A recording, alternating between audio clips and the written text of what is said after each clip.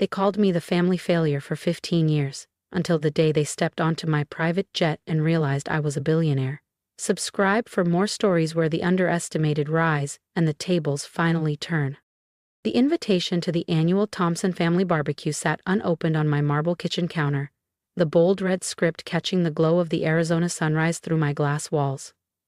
After 15 years of silence, distance, and deliberate invisibility, it was all about to unravel. And not because I wanted it to. I glanced at my phone, rereading the headline that changed everything. Forbes 30 under 40, Leah Thompson's virtual design empire, valued at $4,100,000,000. The article drops tomorrow, 2 days before the reunion. So much for staying under the radar. Miss Thompson? My assistant's voice came through the intercom. Your brother Chris is on line 1. Again? Of course. He'd been calling ever since the media blast hit. I sighed and picked up. Hi, Chris. What the hell, Leah? He barked. I just got off the phone with CNBC. CNBC? They asked me how it feels to be the brother of a billionaire. You want to explain something to me? I stared out at the desert skyline from my Scottsdale penthouse. Guess you'll find out with everyone else. Cut the crap. His voice sharpened. You let us believe you were broke for years. Mom thought you were couch surfing. Worried, were they? I said, half laughing. You mean all those lectures about how I was throwing away my future? The sarcasm? The helpful suggestions to go work for Uncle Mark's insurance agency? They were just trying to help. No, they were trying to mold me. And you let them. Silence. Chris, the golden child. Harvard, MBA, joined Dad's accounting firm at 23. Never question anything. How long, Leah? He finally asked. I walked over to the balcony, watching one of my 3 Teslas pull into the driveway below. Remember when I moved into that rundown apartment near Tempe? Chris paused. Yeah, when you started that 3D art stuff. That was 15 years ago. He didn't say anything else. And he didn't have to. That's right, I said aloud to no one, smirking. Everyone thought I was insane for tossing aside a finance degree to play with graphics, as Dad used to say. But what none of you knew was that I'd already sold my first VR sculpture collection for $60,000. $60,000? Back then? Chris had sounded stunned earlier. Yup, and 6 months later I sold another batch for $200,000. By the time Dad was announcing over Christmas dinner that I was just figuring things out, I had already passed the $1 million mark. I could picture Chris now, eyes squinting doing the math. But you still borrowed money from Mom and Dad for rent. You drove that beat-up Civic until last year. I actually laughed. I never borrowed money, Chris. I asked them to invest. In me, in my company. They refused. Loudly. And that Civic? A choice. Just like this Scottsdale penthouse. And the Gulfstream G700 parked at a private hangar downtown. Private jet? He had whispered, voice cracking. How rich are you exactly? I could hear the disbelief cracking through his carefully composed tone. I thought back to all those dinners where I was the invisible one, the sweet but broke sibling. Our youngest Tessa used to theatrically cover the bill, sighing about how tough things must be for me. Forbes will print $7,200,000,000, I'd said, but that's modest. The real figure is closer to 10. The sound Chris made was somewhere between a gasp and a small scream. I've got to jump into a board meeting, I'd added casually. See you at the reunion. Click. I turned toward the intercom. Samantha, is everything ready? Yes, Miss Thompson, she said. Jet is fueled. Rolls-Royce fleet is scheduled to pick up each family member. The venue has been secured, private island confirmed, and all NDAs are signed. Perfect. I picked up the reunion invitation again. For 15 years, I'd let them box me in. The weird one, the dreamer, the financial disappointment. But this time they'd see the real me. My phone buzzed. Tessa, OMG Leah, this Forbes thing, tell me it's a prank. What is going on? I smiled and left her on read. Funny how the quiet ones always surprise them.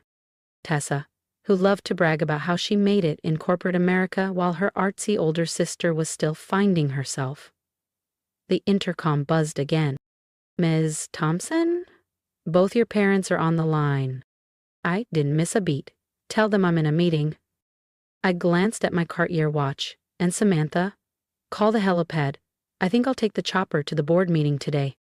As I gathered my things, tablet, sunglasses, notes for the next pitch deck, my mind drifted back to the day everything changed, the day I decided to keep my success a secret.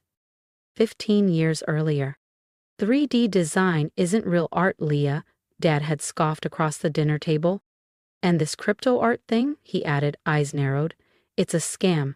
No one in their right mind is going to pay for computer-generated nonsense.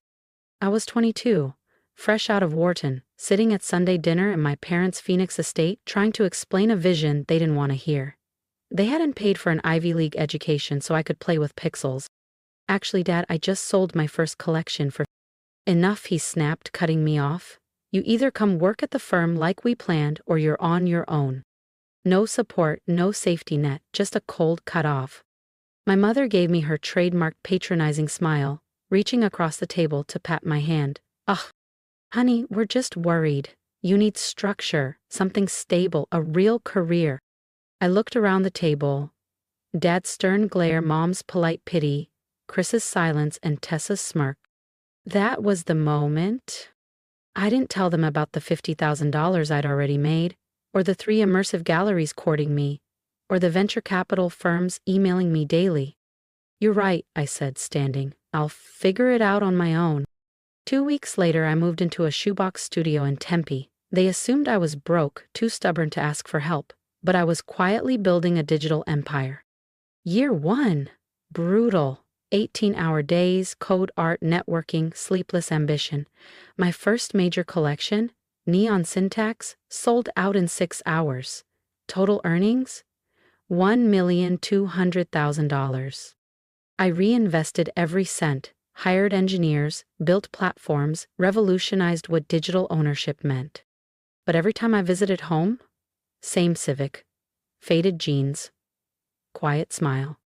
Let me help with rent, Mom would say. No thanks, I'd reply. I'm doing just fine. And I was more than fine. By the end of that first year, my network had crossed $10 million. By year 3, I'd quietly passed $100 million. But to my family, I was still just Leah, the idealistic sister who wasted her potential. Now, 15 years later, as I stepped into my private helicopter on the roof of my Scottsdale building, I thought about how the little white lie had grown into a billion-dollar secret. And in 2 days, everything would change. My phone buzzed again, a text from Dad. We need to talk. I smirked and turned off the phone. He'd have to wait. After 15 years of condescending comments and backhanded concern, they were finally about to learn the truth, and I was going to make sure they never forgot it. The Forbes article dropped at exactly 6 a.m. ST. I was already up, black coffee in hand, laptop open in my sleek home office, a wall of monitors lighting up with chaos, in real time. Digital art disruptor, how Leah Thompson quietly built a $10 billion empire. Right under the headline, a photo I personally approved, me in front of my best-selling VR gallery, wearing a custom couture outfit worth more than Tessa's annual salary. The article didn't just reveal my wealth, it mapped out the empire I'd built in silence, the tech platforms, the partnerships, the auctions, the investors. My phone erupted. Tessa, wait, is this real? $10 B? Chris, I told you something was up yesterday. Mom, Leah, sweetheart, please call me. Dad, this has to be a mistake, a misprint. Aunt Layla, is our Leah the Leah Thompson? I muted the chat and checked my inbox. Dozens of interview requests, investment pitches, TED Talk invites. But one email stood out, from my dad's longtime business partner, Martin Delgado. Leah, I believe there may be strategic value in exploring synergies between Thompson Interactive and Delgado Capital. I understand your father may have had past reservations, but I assure you we're open to evolving. I actually laughed out loud. 3 years ago, I pitched them a collaboration. Martin looked me dead in the eye and said, "We don't gamble on internet gimmicks." My intercom buzzed. "Ms. Thompson, your mother is in the lobby. She's quite insistent. I pulled up the security feed. There she was, Elaine Thompson, impeccable as ever in her tailored Chanel, arguing with security like her life depended on it. Let her up, I sighed. Time to face the first ripple of the storm. Overlooking the Arizona mountains, sunlight pouring through glass walls, and a Keith Haring original hanging behind me, worth more than my parents' entire house. Leah, my mother whispered, her voice shaking as she stepped fully into the penthouse. What is all this? This is my real home, Mom, I said calmly, handing her a steaming cup of coffee, not the modest little condo I keep for family drop-ins. She wandered toward the floor-to-ceiling windows, her heels echoing against polished marble floors. But how? When? How long have you been living like this? 15 years, I replied, leaning on the kitchen island. Since the night you and Dad said digital art was a phase, something no one would ever take seriously. She turned slowly, her perfectly done-up face now clouded with confusion. And something else I couldn't quite place. But we saw you struggling. The tiny apartment, that old Civic asking for rent help. I gave a dry smile. I never asked for rent help. I asked you both to invest in my company. There's a difference. And the apartment, the car, all part of the illusion. I played the role you believed, the broke dreamer, the lost one. That was the only version of me you ever accepted. Her lips parted in disbelief. You lied to us, Leah, for 15 years. No, I said quietly. I just didn't correct the story you all chose to believe. You were so sure I was failing, you never looked deeper. She sank slowly into one of my custom leather chairs, her posture collapsing. For the first time in years, she looked her age. Does anyone else know? Just Chris, I said. He found out when the press release went out. I think he tried to warn you. She nodded. He called. Your father said it must be a mistake, some other Leah Thompson. I walked to my desk and handed her a folder. Here's the proposal I gave Dad 3 years ago. If he'd invested the $1 million I asked for, his share would be worth over $100 million today. Her hands trembled. He said you were looking for a handout, she whispered, that your art had failed. And you believed him. She didn't answer. Did any of you ever come to one of my exhibits? Google my name. Nothing. I turned back to the window, watching the city buzz below. The family reunion's still on, by the way, but I changed the location. I bought out the entire resort, too public. Everyone will be picked up by Rolls-Royces, flown on my jet, and we'll be celebrating on my private island. Your island, my mother echoed, her voice barely above a whisper. In the Caribbean, I said casually. I bought it last year after closing my first billion-dollar deal. I turned to face her fully. And Mom? This time, I won't be the quiet one sitting through dinner while everyone lists their promotions and new real estate deals. I've got some things to say, too. She stood up slowly, smoothing her silk skirt with trembling hands. Your father? When he sees all of this? Her voice faltered. He'll have no choice but to admit it. That his daughter, his artist phase daughter, built something bigger than anything in the Thompson legacy. I smiled gently. And Mom? That's just the beginning. I walked her to the elevator, pausing just before the doors opened. Oh, and one more thing. Remember that Bentley you've always wanted? The one Dad says is too impractical? She looked at me, puzzled. I bought 3 of them last month, I said with a shrug. Just because I could. The doors slid closed on her stunned expression. As soon as she was gone, I hit the intercom. Samantha, is everything in place for the reunion? Yes, Miss Thompson, she replied smoothly. Island staff are fully briefed. Each guest will receive a personalized folder documenting every investment offer they declined over the years, along with current valuations. The video timeline of your achievements is finalized and queued for the welcome dinner. Excellent. I picked up my phone, opened the family group chat, and typed a single message. Looking forward to seeing everyone at the reunion. Dress appropriately for a private island. Transportation will be provided. Then, I refreshed the stock dashboard on my laptop. My company's value had surged since the Forbes article hit. Another $1 billion added to my net worth before sunrise. I thought of my father, probably in his office right now, trying to process how the daughter he dismissed had quietly become one of the wealthiest women in America. I thought of Tessa, still bragging about her six-figure salary and Hampton's beach house, blissfully unaware I could buy her entire life with a week's interest. This reunion? It was going to be unforgettable. My phone buzzed again, a message from Dad. "We need to talk before the reunion. Some things are better discussed privately." I typed back, "Everything will be discussed at the reunion, Dad. Isn't that what reunions are for, sharing our accomplishments?" Then I called Samantha once more. "Have the design team repaint the helipad. Make sure my name is clearly visible from the air." "It's already done, Miss Thompson." "Anything else?" Samantha asked over the line. I paused, thinking of 15 years of pity, mockery, and being branded the family disappointment. "Yes. Have the Forbes article framed and hung in every room on the island. I want it to be the first thing they see, no matter where they turn." As I ended the call, I caught my reflection in the glass. Calm, confident, wealthy beyond imagination, and finally ready to show them all who I really was. The countdown was over. The morning of the Thompson family reunion arrived clear and bright. I stood on the private runway of my Scottsdale airfield, watching as 3 black Rolls-Royces pulled in one after another. They had arrived. The doors opened. First came my father, still upright, still sharp-eyed, but his confidence dimmed. My mother followed, more subdued than usual after our conversation days earlier. Chris, Tessa, and a wave of aunts, uncles, and cousins trailed behind, their faces full of disbelief and veiled judgment.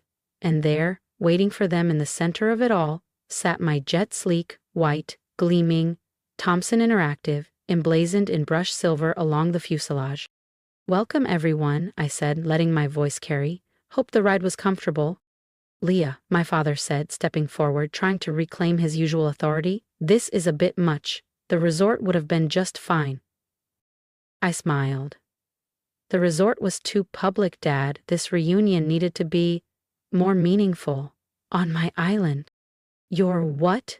Tessa muttered, clutching her Dior bag. "Of course, you have an island." As they boarded the jet, I watched their eyes shift, soaking in the gold-trimmed interior, the original artwork, the Dom Perignon in crystal flutes. "Is that a real Picasso?" Aunt Lila whispered.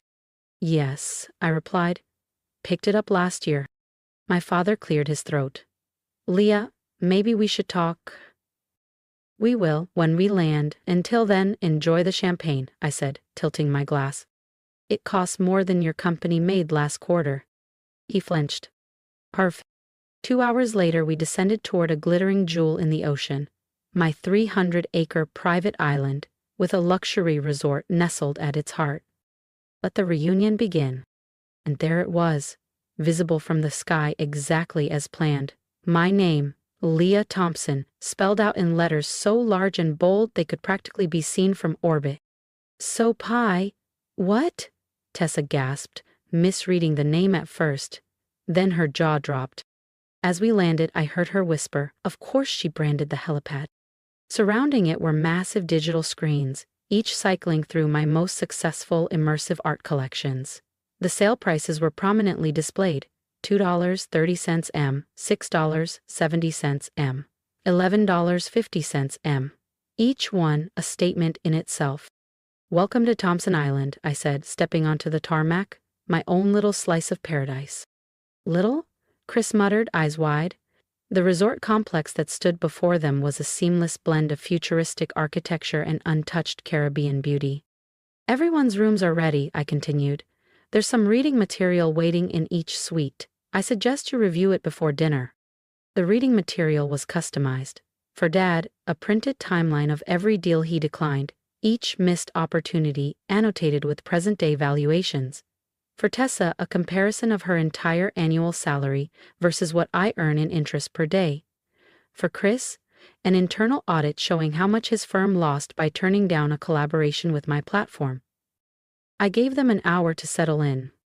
Then I summoned them to the main dining hall, a glass-walled space overlooking turquoise waves, The long table sparkled with crystal, silver, and place settings worth more than most cars, and on every wall, the Forbes article, framed, backlit, impossible to ignore. They entered slowly, all pretense of confidence fading. Even their designer outfits looked oddly out of place here. "Please, have a seat," I said warmly. "We have quite a bit to talk about." "Leah," Dad began, attempting diplomacy, "I think I speak for all of us when I say we're surprised." "Surprised?" I repeated with a soft laugh. "Not angry that I kept this from you, not disappointed I didn't share the truth, just surprised." "We didn't know," Mom murmured.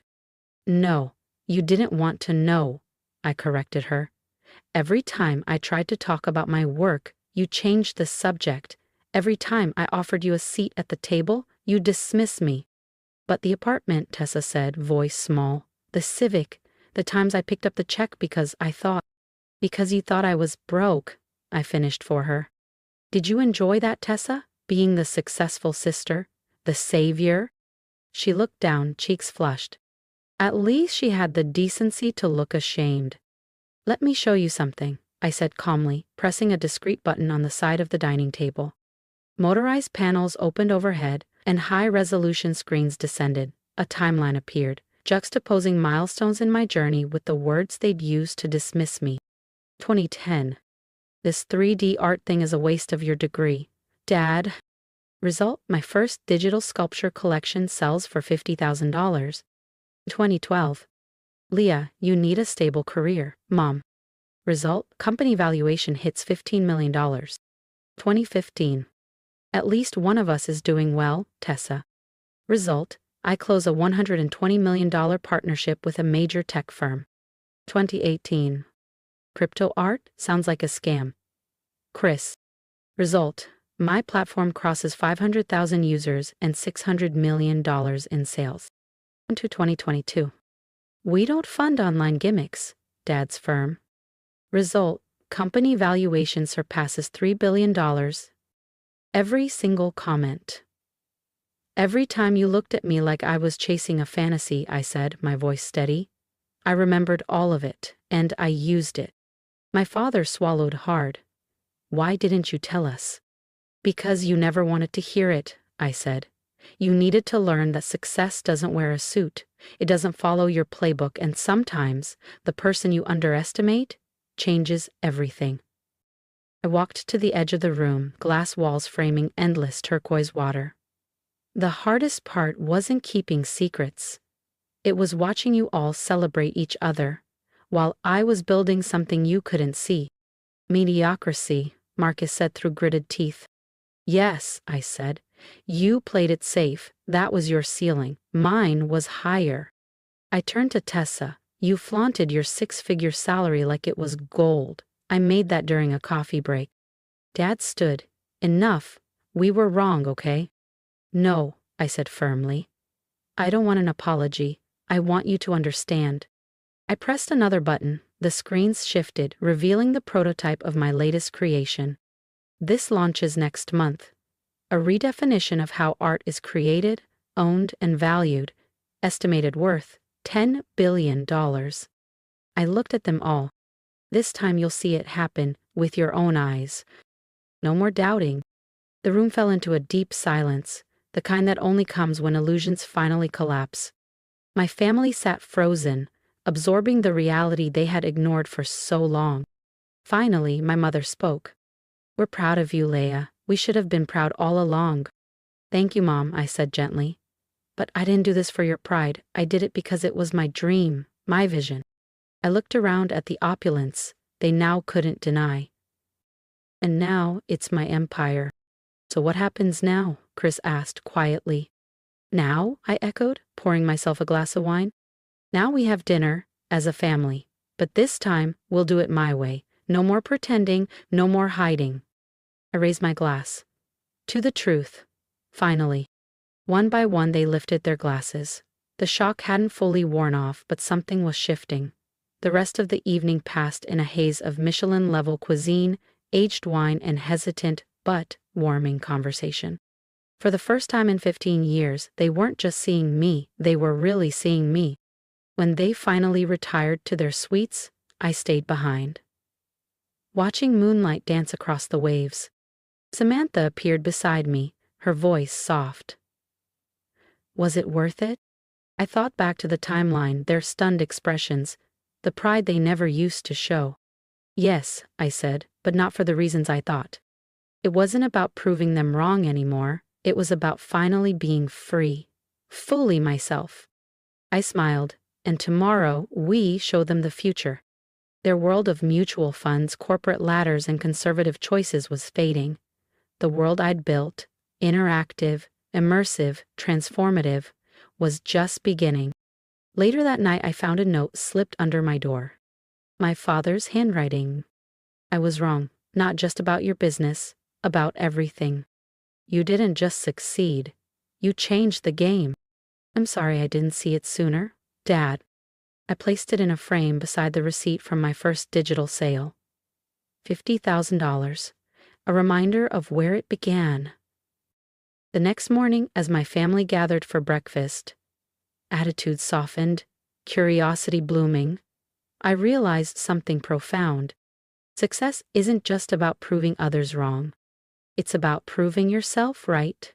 And sometimes the sweetest victory isn't loud. It's in quietly knowing you built something extraordinary. While the world was busy doubting you, my phone buzzed. Breaking. Thomson Interactive announces revolutionary new platform. The future had arrived, and this time, they'd be watching it unfold. No more hiding, no more pretending. Just success, on my terms. If you've heard my story, I want to hear from you. Leave a comment below. Tell me what you would do if you were in my shoes. Would you keep going, even when your family didn't believe in you? Would you stay silent? Or make the world listen when the time is right? Your support means more than you think. Share this video if you believe in second chances, in building something powerful even when no one is watching. And don't forget to subscribe, because this isn't just my story. It's for anyone who's ever been doubted, dismissed, or underestimated.